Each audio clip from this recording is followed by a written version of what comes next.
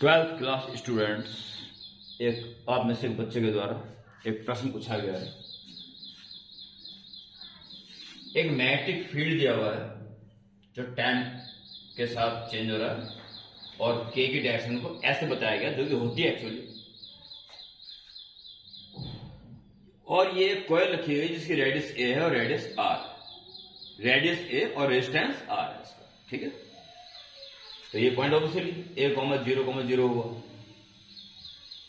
तो इससे flux pass हो रहा है और फील्ड के वेरिएबल होने के कारण वो फ्लक्स भी वेरिएबल है, लिहाजा इंड्यूस ईएमएफ भी होगा और क्लोज सर्किट होने के कारण इसमें इंड्यूस्ड करंट भी फ्लो होगा। वो ये जानना चाह रहा है कि वो करंट इस पॉइंट पर कितना होगा और किस डायरेक्शन में होगा इन टाइम्स पर। ये कुल मिला के क्वेश्चन है, पूरा क्वेश्चन थंबनेल में दिखाई दे रहा है, परंतु यही है बस कुल क्वेश्चन, ठीक है। तो किसी स्टैंड टी पर यह मैग्नेटिक फील्ड है, t=0 अगर रखते हो तो ये 1 हो जाएगा और फील्ड मैक्सिमम हो जाएगा, यानी मैक्सिमम फील्ड से जब है उसके बाद टाइम स्टार्ट होगा। किसी स्टैंड टी पर at instant t magnetic flux phi is B into A, क्योंकि वो जैसा भी है इस सरफेस के परपेंडिकुलर ही रहेगा। तो कॉस थीटा नहीं लोगे, कॉस 90 ऑलवेज मेंटेन रहेगा। और किसी स्टैंड का बी उसने दिया हुआ है B naught cos omega T, ये डेप्थ केवल डायरेक्शन दी उसने नो, ओके। और एरिया हो जाएगा इसका पाई आर, तो रेडियस इसकी ए पाई ए। ये किसी इंस्टेंट पर मैग्नेटिक फ्लक्स है। उसी इंस्टेंट पर इंड्यूस्ड ईएमएफ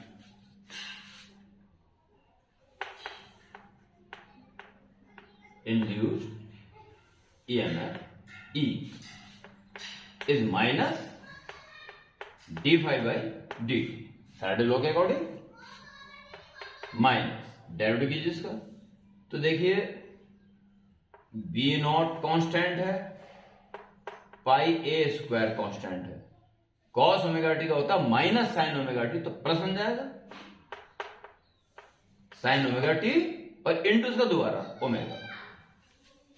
ये किसी इंस्टेंट का इंड्यूस्ड ईएमएफ, उसी इंस्टेंट का करंट भी निकाल दो।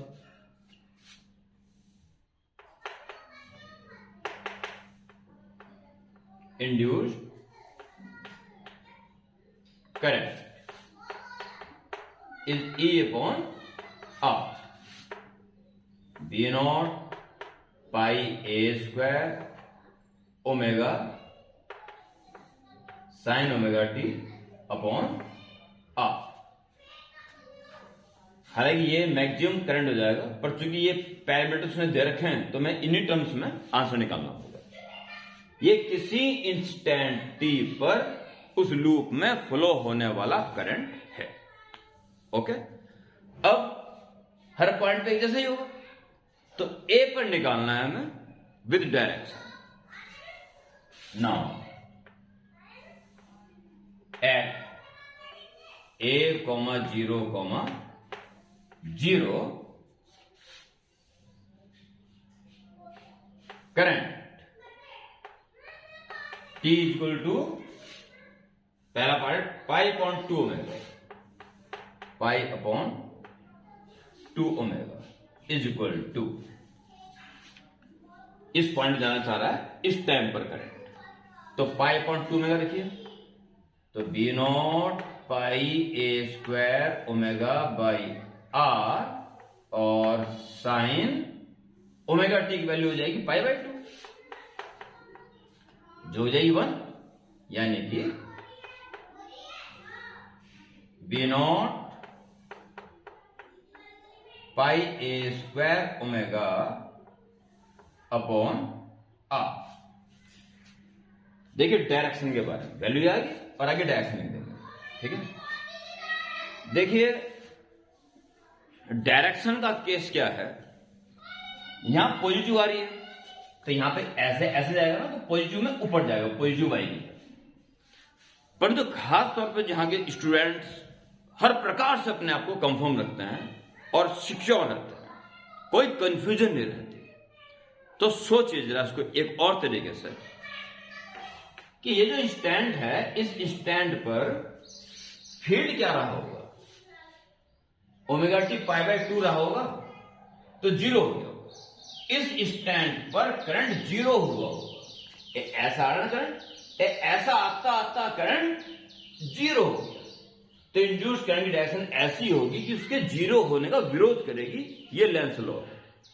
यानी वो चाहेगा फील्ड जो आगे आता जो रुक गया रुके ना, चलता रहे, ये नॉर्थ पोल बना के रखे। नॉर्थ पोल बनाएगा तो इसके अकॉर्डिंग करंट ऊपर जाना चाहिए along पॉजिटिव y एक्सिस, ठीक है, दिखा जरा इसमें, ठीक, चल जाएगा थोड़ा देर जरा ये,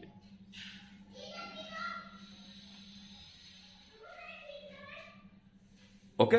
लेंस लॉ को अप्लाई करोगे तो जरा बेहतर रहेगा।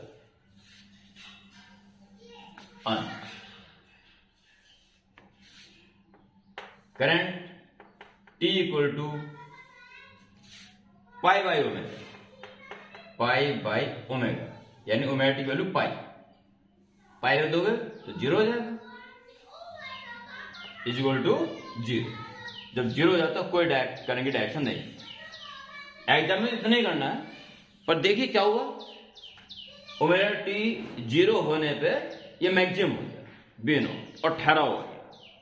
मैक्सिमम होते ही ठहरा हो गया तो उस वक्त कोई चेंजिंग नहीं है, तो EMF 0 है। इंड्यूस EMF के लिए फ्लक्स में चेंजिंग होनी जरूरी है, ओके। तो नो डायरेक्शन, मैग्नीट्यूड 0 आ गया तो नो डायरेक्शन, और अंत में एक आंसर आएगा, और अंत में at T equal to 3 pi by 2 omega, 3 pi by 2 omega, तो 3 पाई बाई 2 ओमेगा रखिए, यानी omega T value 3 pi by 2, तो -1 हो जाएगा, minus B0 pi a square omega upon r। वैसे तो माइनस का मतलब नीचे तरफ हो गया, लिख दो along नेगेटिव y एक्सिस, ठीक है। अब सुनिए इसको दूसरे प्रकार से जो अपना अंदाज है, ये थोड़ा सा मैं इसको और इधर कर देता हूं, ठीक है। अपने अंदाज में सुनिए कि इस समय जब टाइम ये रहा होगा, यानी कि 3 पाई बाई 2 इसमें रखोगे, 3 पाई बाई 2 तो 0 हो जाएगा ये, और नेगेटिव हो चुका है 3 पाई बाई 2 में यहां पे आके, यानी कि नेगेटिव हो जाएगा और 0 हो जाएगा। इसका मतलब नेगेटिव अंदर जा रहा था और अंदर जाते जाते 0 हो गया, तो लेंस लॉ के अकॉर्डिंग करंट ऐसा होगा जो कि अंदर जाते हुए को 0 नहीं होने देगा, बढ़ाए रखेगा उसको, यानी साउथ पोल बना के रखेगा, और साउथ पोल अगर बनाएगा तो करंट नीचे आएगा, नेगेटिव एक्सिस। हर प्रकार से कंफर्म रहेगा। तो ये आपका कंप्लीट सॉल्यूशन, ओके।